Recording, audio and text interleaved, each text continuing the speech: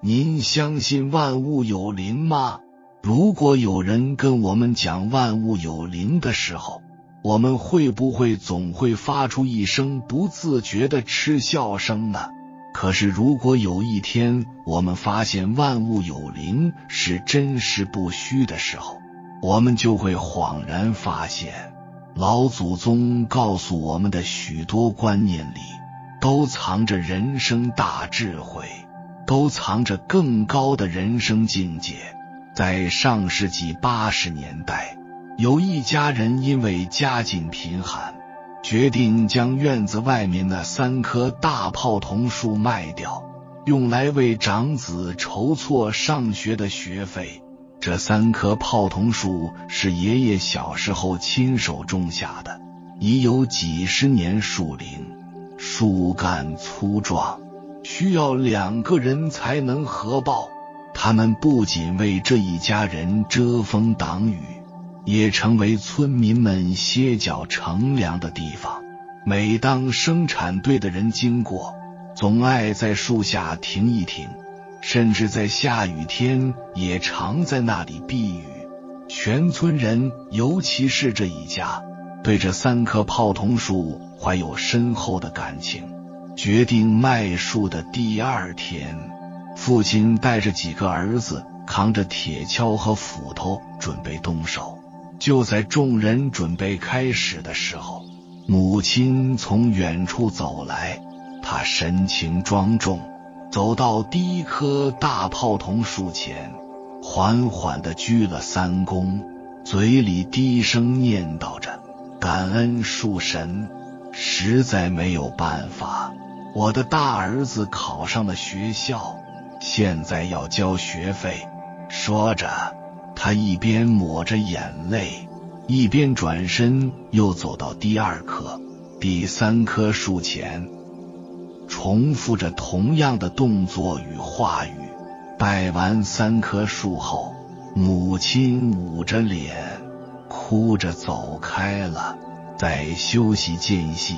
家中其中一个孩子忍不住小声问母亲：妈，你为什么要拜那几棵树？母亲神情黯然，低声回答：你知道吗？万物有灵，这3棵树在咱家长了这么多年，已经有灵气了。昨天夜里，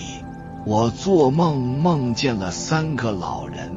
穿着旧衣裳，慢慢地向我告别。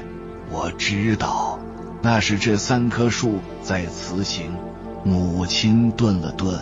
轻声又说：既然要砍了他们，我心里难过，也得向他们道个别，表示感谢。有个同修也分享了一个神奇的事情，或许能够从侧面帮助我们来理解古人为什么会坚持万物有灵、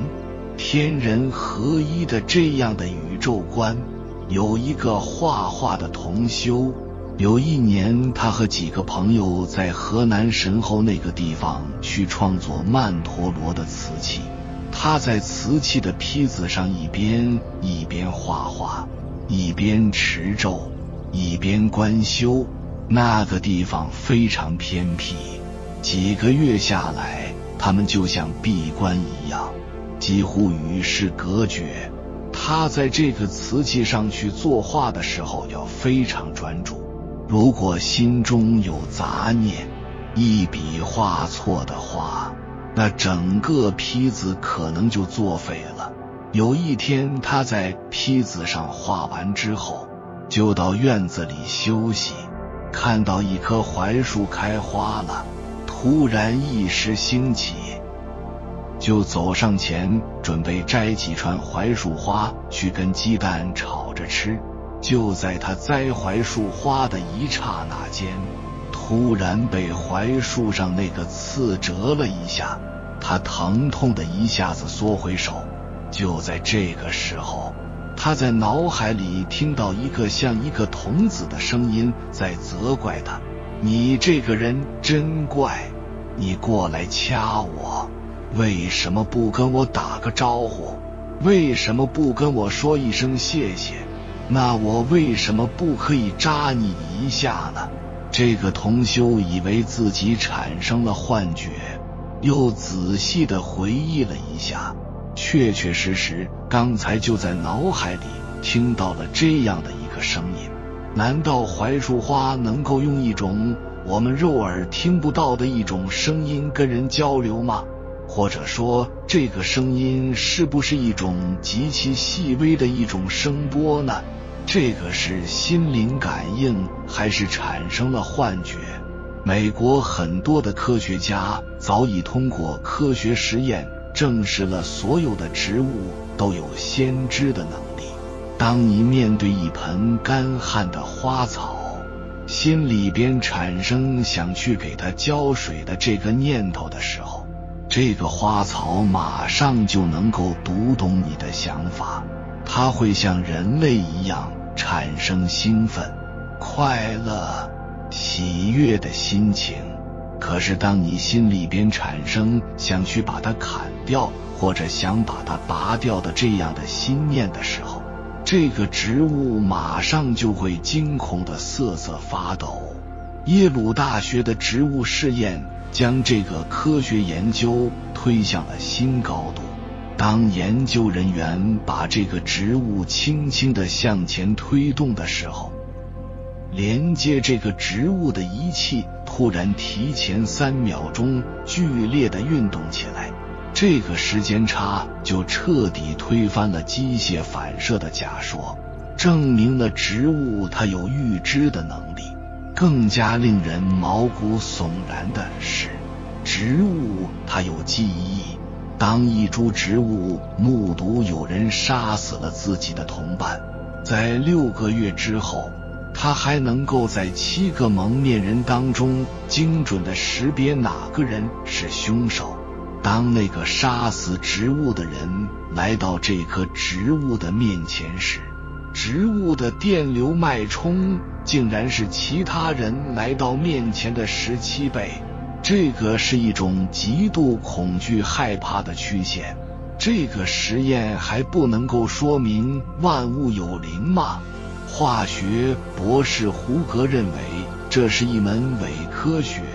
为了反驳这个伪科学，胡格博士在加州大学搭建了一个全自动的隔离实验。当他用镊子去撕开芦荟的叶片的时候，他发现记录仪表上的峰值变化让他惊讶地摔烂了手里的咖啡杯。这个严谨的科学家在他的记录报告中这样写着：这就像手术刀在婴儿的皮肤上划开一个口子。整个房间的植物都在尖叫。后来美国许多大学的科学家都对植物做出各种各样的测试，都得出惊人的一致的结论：所有的植物都对人类发出的各种各样的信念会做出不同的反应，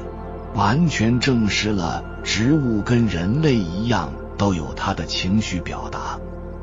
例如，前苏联科学家普什金将人类的催眠引入研究。当被催眠者梦到冰天雪地的时候，令人神奇的是，3米外的含羞草竟然同时在震颤。当被催眠者回忆他初恋的情形时，身旁的百合花竟然以每秒5次的频率在震颤。这个曲线如同少女激动雀跃的心跳。最惊人的是1982年斯坦福大学的一次实验，他将一个受精的鸡蛋连接在测谎仪之后，将它旁边的鸡蛋打碎的瞬间，记录仪捕捉到这个受精的鸡蛋竟然有持续12秒的哀鸣式的震颤。在东京大学的实验中，一株10年树龄的罗汉松竟然能够识别20种不同语言的恶意词汇。现代量子生物学给出更新的解释，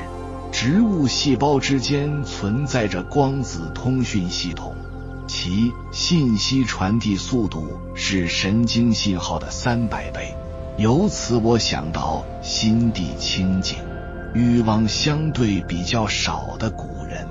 尤其是那些有甚深禅定功夫的人，他们是不是更容易感受到植物发出的各种各样的脉冲信号呢？也就是说，他们能够感受到植物的意识和情绪。古人为什么会提倡敬天畏地、心怀感恩？实际上，灵性之间的交流是古人跟大自然乃至于跟其他纬度众生之间交流的重要方式。因为这种交流的方式在古代可能很普遍，所以说万物有灵。头顶3尺有神明成为古人的日常生活中的观念，那就是很正常了。当然，古人的这种功能并没有什么神奇之处，只是我们现代人各种各样的欲望不断在膨胀，使得我们本来也具备这样的功能开始退化了。我们无法用灵性的方式与大自然沟通，与大自然去交流，所以我们无法感受到万物有灵、天人合一这样的一个事实上的存在。如果我们有了这样的理解，我们是否需要重新审视传统文化中许多被我们当作封建迷信的一些观点呢？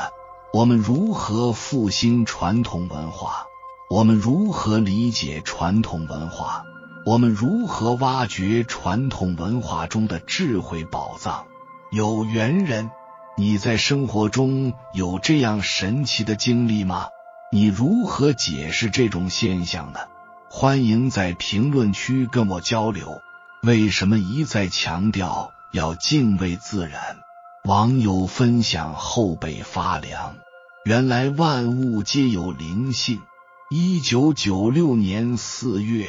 报载海南一位妇女看到一只龟往她家墙上爬时跌落下来，她将龟救回家，喂了10几天后放生。第2年的清明，这只龟又找上门来。几年来，此龟年年在清明时节到这位妇女家探亲。类似的事情很多，从不同的侧面证明了动物有思维和情感。动物与人同属于生物，只是思维和情感表达的方式不同，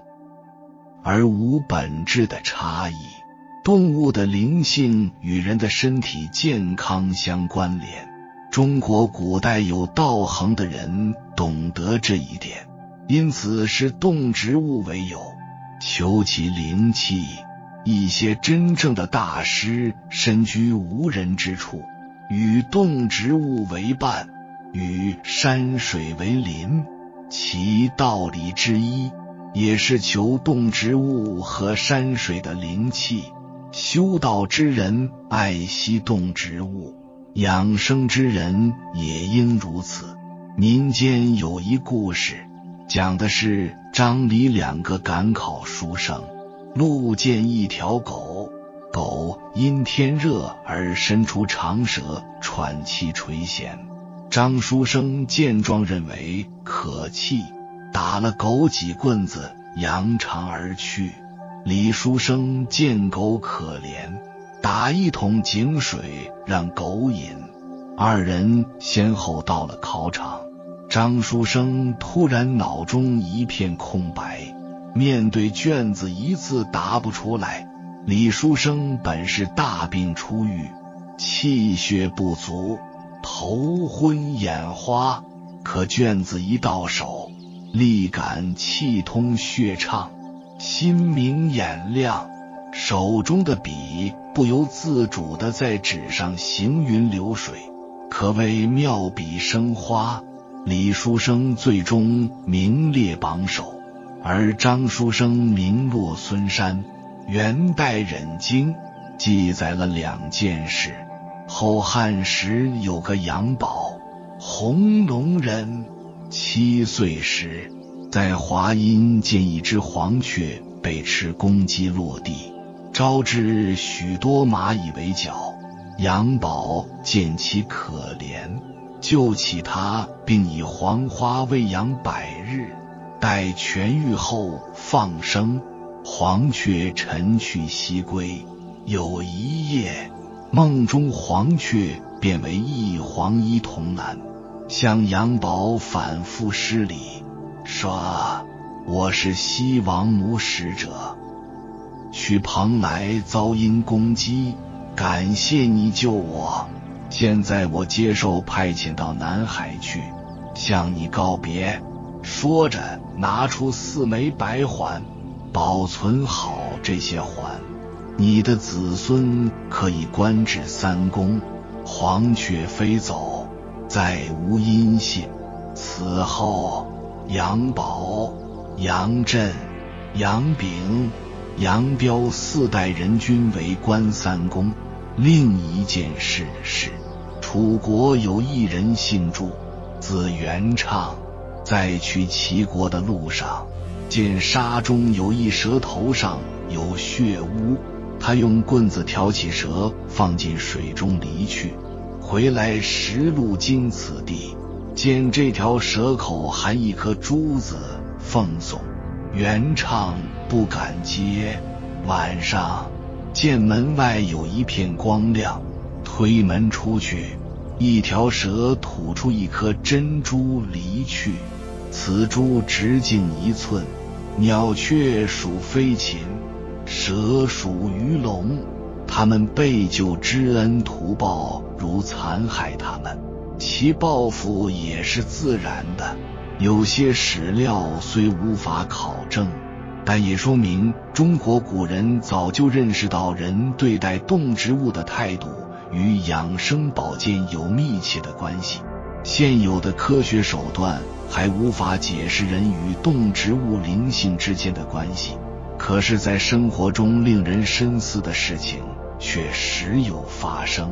佛道2家不杀生是有其深刻道理的，除了修炼性善之外，还有一个重要原因，生灵在被杀的瞬间，有可能释放一种干扰波，破坏人的脏器或意志，其报复的时间或长或短。尤其那些野生动物，因为人们往往不知道它究竟生长了多少年，内在的能量究竟有多高。众人千万不要贪图美味，无故伤害一个动物。一切众生皆有灵性，要珍惜他们的生命，保护他们就是保护我们自己。有缘人，我注意到你们当中有一些都是为人父母的，不知道你们有没有遇到过这种情况，自己的小孩会和枕头玩闹，还会和布娃娃、玩具熊等玩偶说话，甚至有些孩子会突然一个人在那里嘟嘟囔囔地说一些奇怪的话，或者是一个人在一旁玩着玩着就笑了起来。他们可能会对着桌子或者是墙壁说话，你也不知道他在和他说些什么，有的时候还会说出一些让人瞠目结舌的话。朋友说他的姐姐在补习班教课，正上课的时候，就有一个小朋友突然指着他的肚子说：“老师，你的肚子里面怎么有个小宝宝呀？”我朋友姐姐当时很意外，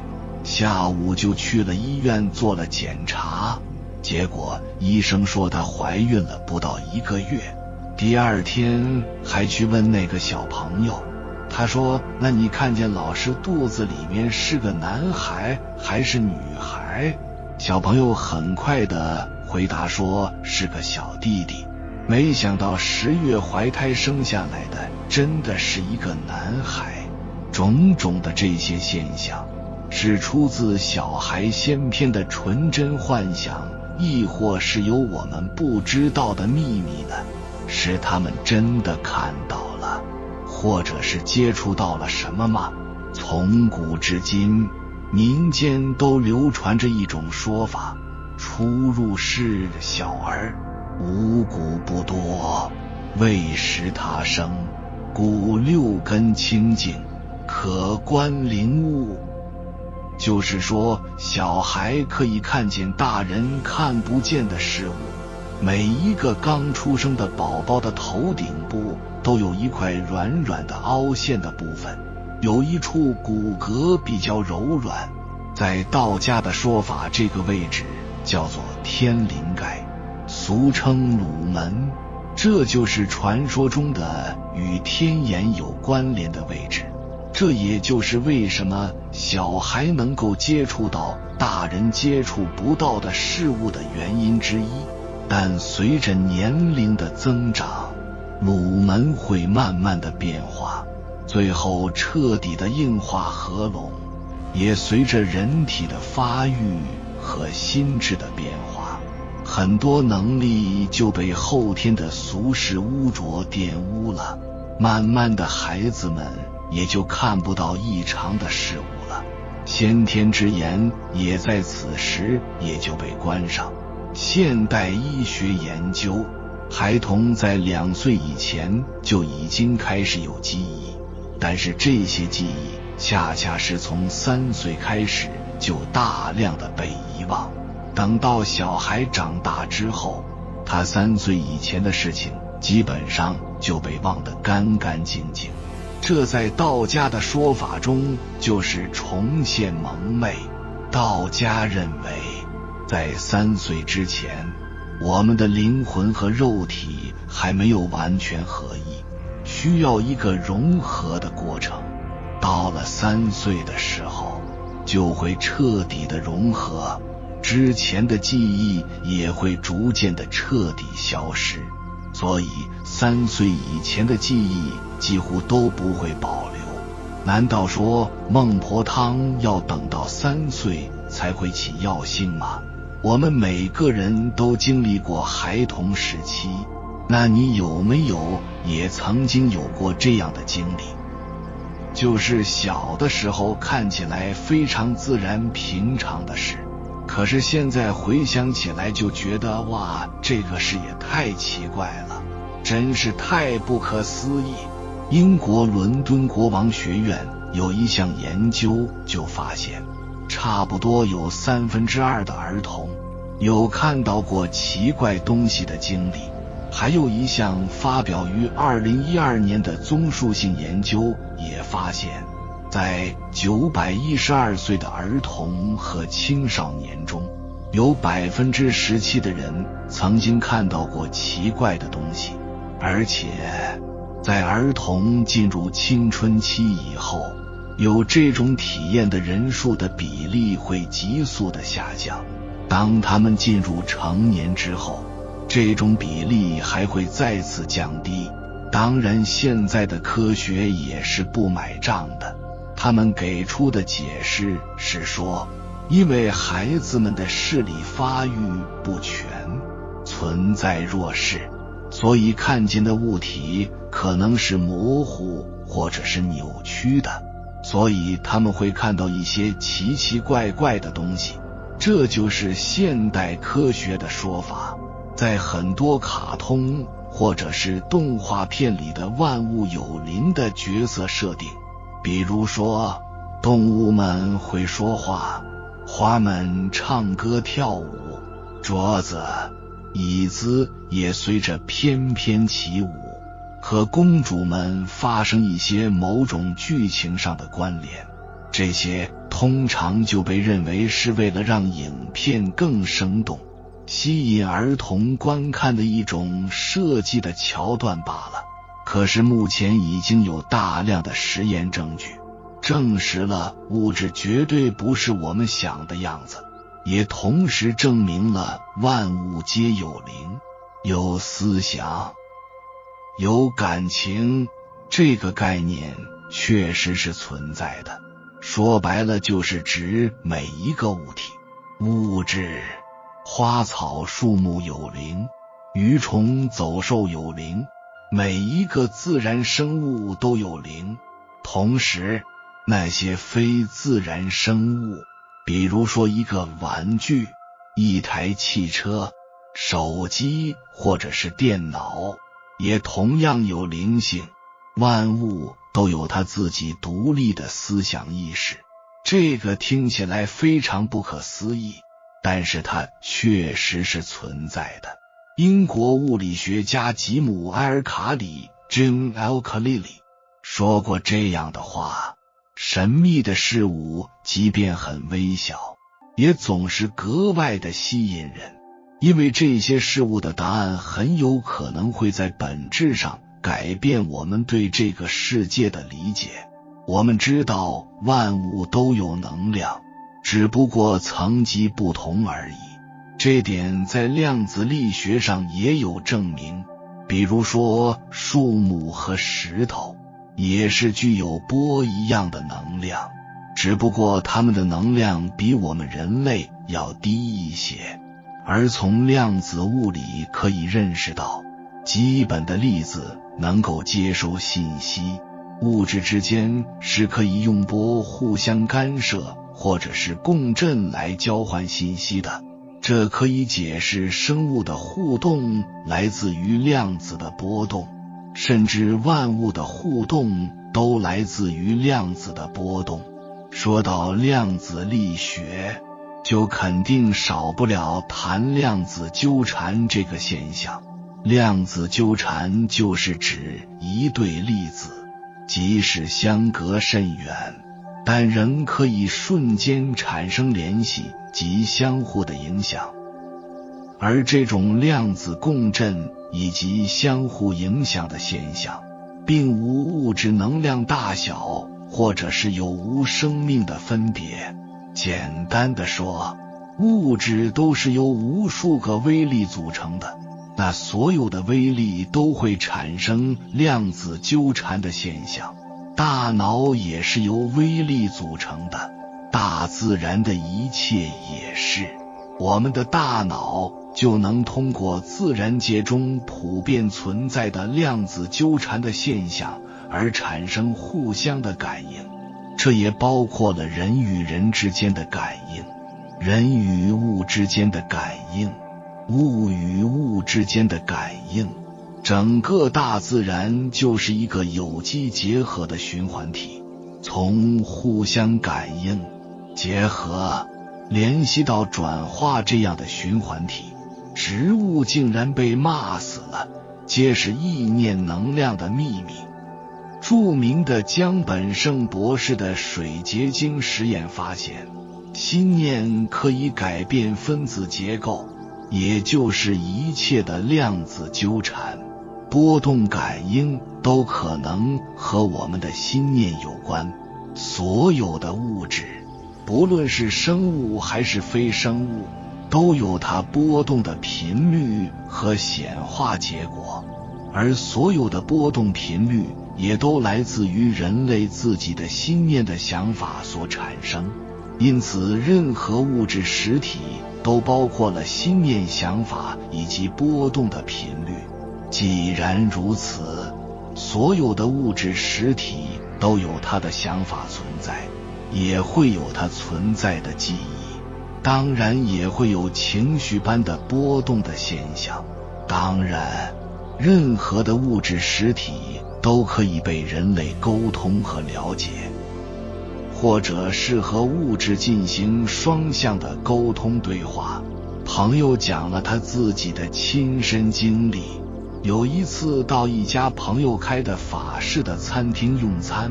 那餐厅的朋友跑过来和他打招呼的时候，林就顺口地问了他一句：你们餐厅最近是不是有人事上的问题？餐厅的朋友很惊，因为他们确实餐厅里面最近有2个厨师闹得很厉害，其中一个还准备离职，另一个还考虑要不要离职。那您是怎么知道的呢？他说是因为餐厅里的壁灯告诉了他。甚至还有一次他的学生泡茶的时候，茶叶竟然告诉他泡茶的方式错了。茶叶在教他泡茶的过程中，水壶里的水要装8分满就好，要有2分的空间。当水烧开的时候，利用那2分的空间，可以让水在里面运转，运转的水会形成气场，那个气场对茶叶很好。通常我们都是在水烧开的时候就把茶叶丢进去，这样也不对，必须让水滚开5分钟，但是不要放茶叶，关掉火之后再等5分钟，再把茶叶放下来，这样对茶叶才会好。这些都是茶叶告诉的，听起来真的很神奇。所以说，能够沟通万物不再是小孩的专利了，大人其实也可以做到这一点的。与万物沟通，刚开始我们可能感觉不到物质的意识，或者是听到他们的语言，但是没关系，我们还是可以跟任何东西进行沟通，包括我们的牙刷、毛巾、手机、衣服等等。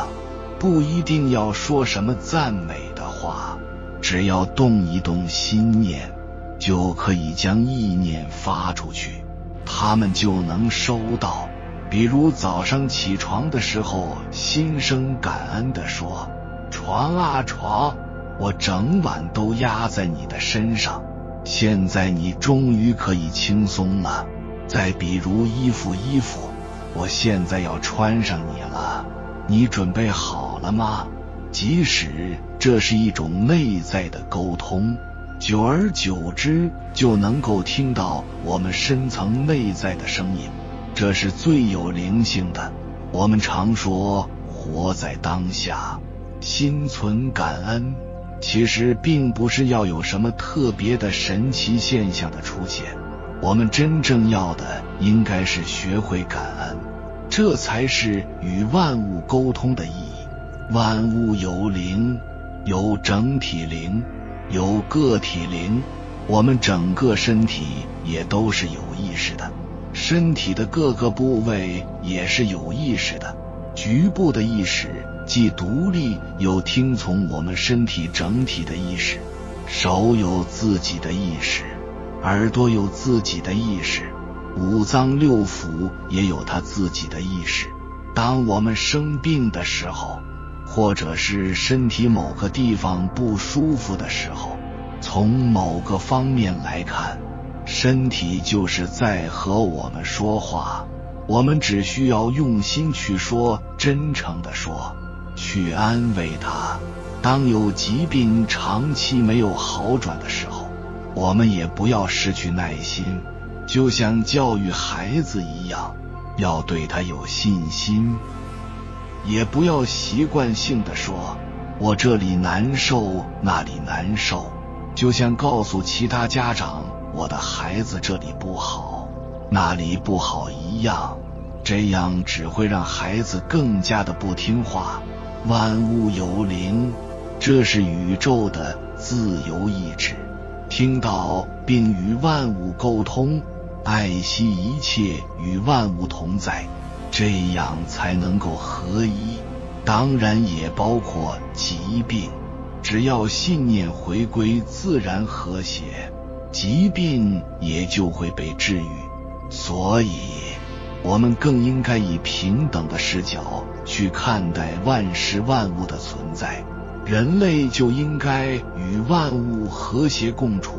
不因为人类自认为站在生命的顶峰，而就对其他的万物心生藐视，不怀敬畏。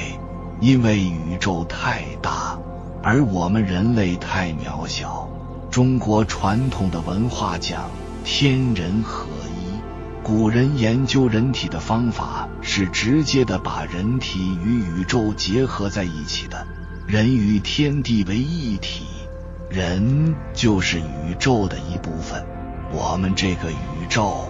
很可能是处在一个更庞大的生命体的里边。地球很可能就是那个巨大的大脑中的一个细胞。那么宇宙中的万事万物是不是都是生命的？只不过是体现的形式不一样而已。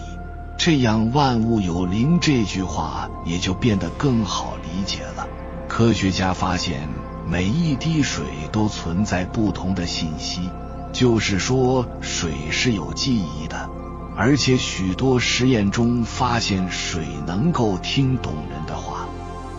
也会因为感受到了感恩和爱而形成美丽的结晶。这就说明了不只是动植物，就连我们所认知的非生物都存在意识。网上看到有个网友分享的挺有意思，他是一个计算机工程师，每当有设备坏了，他就得去检查。等到他去了公司，还没动手设备就好了，而等他走了设备又坏了，就好像那个机器老是躲着他。而他有一台老旧的汽车，每次回到家他都会在车上待一会儿，和车说会儿话，因为那个时候也不用顾及那么多，什么都可以说。时间久了，这台汽车只能他发得动，其他人都发不动，就好像这个汽车又有脾气似的，只听主人的话。我们常常会认为物品没有生命，所以就没有像对待人类或者是对待动物那样同样的爱惜它们。因为物品坏了可以修，或者是扔掉再买一个。尤其是现在的生活品质变高了，那年轻一辈的人和年长一辈的人的观念就不一样。东西坏了就是买新的，很少会想再把它修好继续用。俗话说得好，爱惜常住物，如护眼中珠，说的就是要爱护物品，就如同爱护自己的眼睛一样。你珍惜爱护感恩周遭的一切人事物，人事物也同样会以你对待他们的方式回馈你。有缘人，感谢你看到最后。如果今天的影片对你有所帮助，请按个赞给我响应。万物皆有灵性，你我皆在其中。不管生命多么平庸，唯愿生命从容和淡然。还没有订阅频道的，请点击右侧的订阅按钮，与我们建立更深的连接。随缘加入会员，与同频之人共修福报，随喜转发，传播善知识，功德无量。